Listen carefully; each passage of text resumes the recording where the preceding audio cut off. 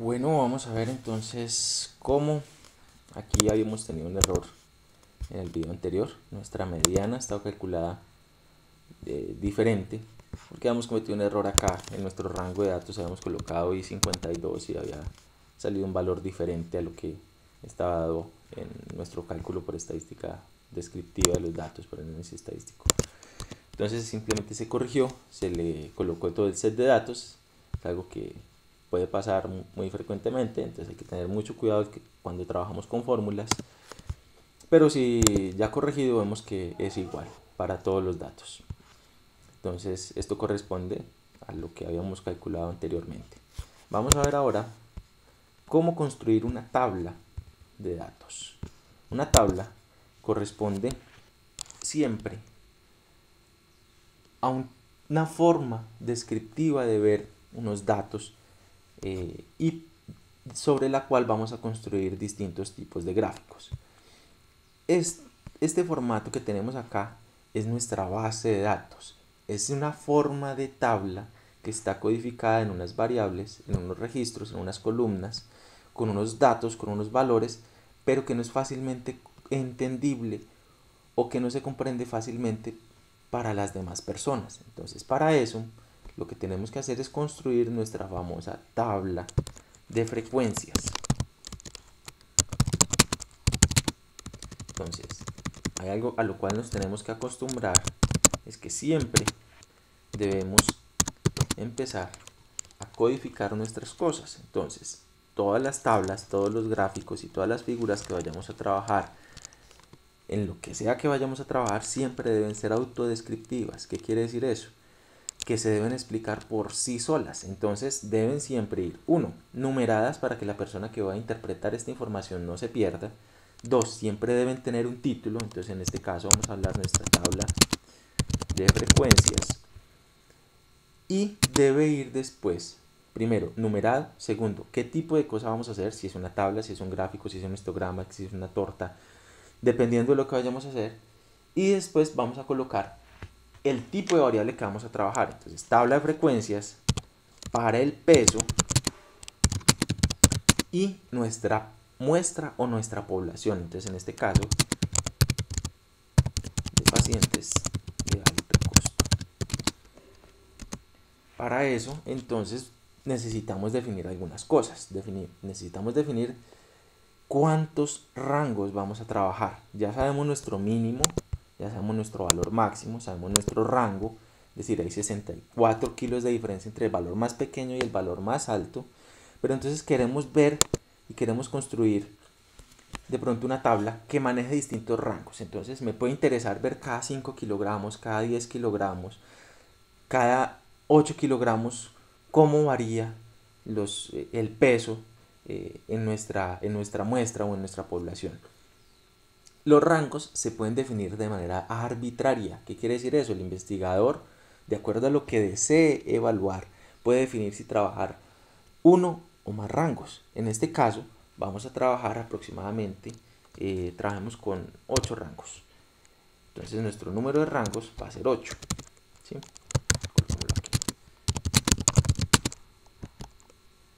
El número de rangos van a ser 8. Cada rango va a tener intervalos. ¿Qué quiere decir esto? Entonces vamos a marcar 1, 2, y vamos a decir acá hasta 8. Y después vamos a definir para cada uno de estos rangos unos valores máximos y unos valores mínimos. Esto lo podemos eliminar. Vamos a decirle un valor mínimo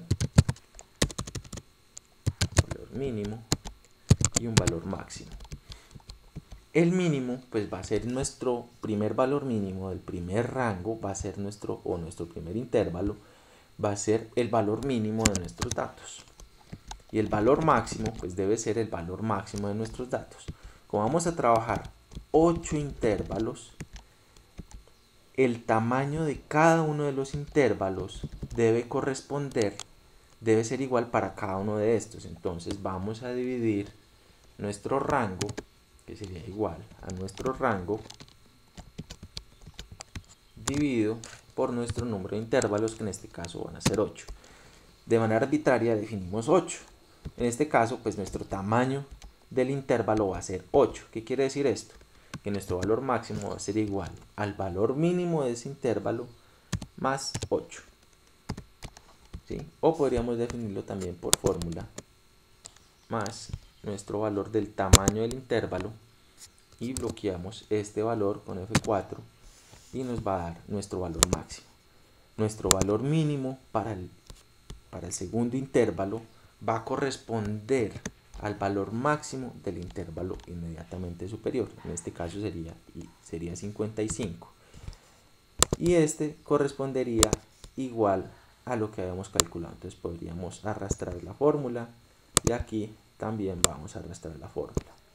Si quedó correctamente hecho, vamos a encontrar que cada uno de los intervalos va a corresponder a un rango que debe tener el tamaño de nuestro tamaño del intervalo y que nuestro valor mínimo debe llegar hasta el valor máximo de todo nuestro set de datos. Es decir, nuestro valor mínimo, que es 47, arranca en 47 y debe terminar en 111, que sería nuestro valor máximo 111. Para tener en cuenta, para cada intervalo, cuando vayamos a contar, cada intervalo debe corresponder o corresponde a la sumatoria desde 47 o lo que sea mayor e igual a 47. Esto hay que definirlo de antemano para poder calcular adecuadamente. Entonces va a ser mayor o igual a 47 o menor o igual a 47. En este caso sería mayor o igual a 47 o que incluya, sí, que sea mayor o igual a 47. ¿Qué quiere decir esto? Que este valor va a arrancar con mayor o igual a 47. ¿Sí? Simplemente es para darle una denominación acá, pero pues vamos a corregirlo para que no se nos vaya a alterar nuestra fórmula. Nuestro valor mínimo que sea mayor o igual, simplemente para recordarlo. Nuestro tamaño del intervalo. Y después vamos a encontrar que vamos a calcular distintos elementos. Entonces, ¿qué vamos a calcular? Vamos a calcular nuestra frecuencia acumulada, nuestra frecuencia absoluta, nuestra frecuencia acumulada y nuestro porcentaje acumulado o porcentaje relativo. Entonces este sería, ¿sí?, nuestro porcentaje acumulado o nuestro porcentaje relativo. ¿Qué significa esto? Que para esta frecuencia debemos contar cuántos datos, en este caso para el peso, hay entre 47 y 55. Entonces, una forma manual sería irnos a contar, entonces sería 1, 2, 3, 4, 5, 6, 7 valores. Y vamos construyendo nuestra tabla. Entonces contamos acá y le colocamos 7 y posteriormente seguimos contando y a la final nos debe dar nuestra n, que serían 57. Esta sería una forma dispendiosa, puede ser más fácil para bases de datos pequeñas, pero si tenemos una base de datos grande pues se va a complicar un poco la cosa. Para hacer esto entonces vamos a utilizar una función de Excel. Entonces vamos a darle igual y vamos a decir contar con la definición de if. Contar if quiere decir contar si, es contar bajo un parámetro determinado. Entonces lo primero que él nos va a pedir es un rango. Entonces en este rango le vamos a decir que va a ir desde nuestro set de datos, que es I2 hasta I58, punto y coma, y nos va a decir el criterio. El criterio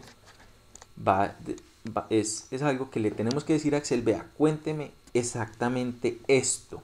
Entonces, para decirle eso, tenemos que abrir comillas y le tenemos que decir nuestro valor. Entonces sería nuestros valores, que podrían ser menores a el valor máximo, y cerramos comillas. Cuando decimos que sí, que es menores al valor máximo, cerramos paréntesis, significa que vamos a contar de 55 hacia abajo, que sería menor o igual. En este caso sería menor o igual a 55. Es importante que esto que está en comillas sea descrito explícitamente. Yo no podría escribir acá 55 para colocarle una función, o sea, pararme aquí en 55 y decirle esta celda.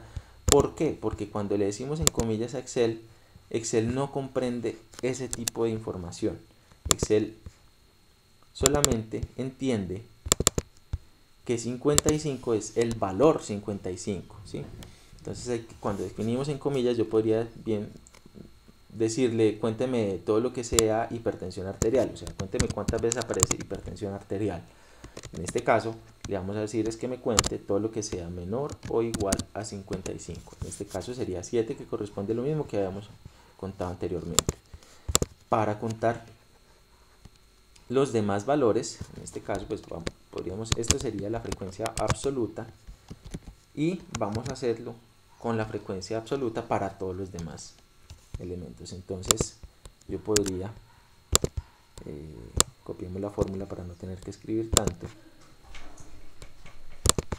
Aquí vamos a bloquear nuestro rango, que iría desde I2, también bloqueémoslo, hasta ahí 58, y vamos a copiar nuestra fórmula abajo. Todos deben dar 7, cual es correcto, y vamos a corregir acá simplemente los valores máximos de nuestros intervalos. Entonces sería 63, para este otro sería 71, para este otro sería 79, para este otro sería 87, para este sería 95, para este sería 103 y para este sería 111.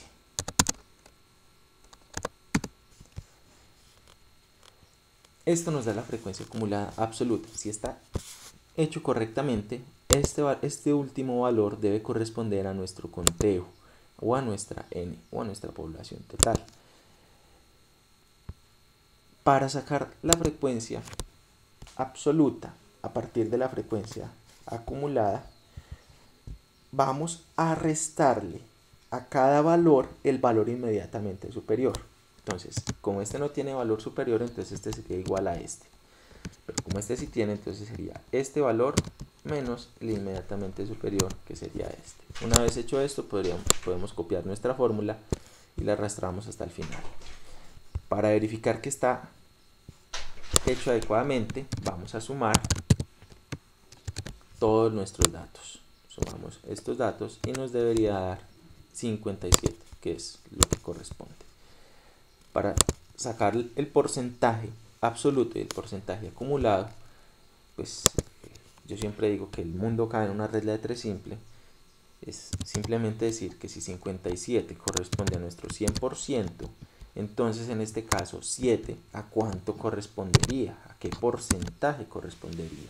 Entonces lo que vamos a hacer es definir igual 7 por 100 dividido 57, ¿sí? 7 por 100 dividido 57 nos va a dar el valor de X. Esto sería en porcentaje. Este 7 lo podríamos corregir para que nos tome automáticamente nuestro valor y arrastramos la fórmula hasta el final. Esto nos da los porcentajes específicos de cada uno de nuestros elementos. Lo mismo para la frecuencia acumulada absoluta. Entonces aquí esto sería igual a este valor, que sería enter, y este sería igual a este valor más el valor inmediatamente anterior.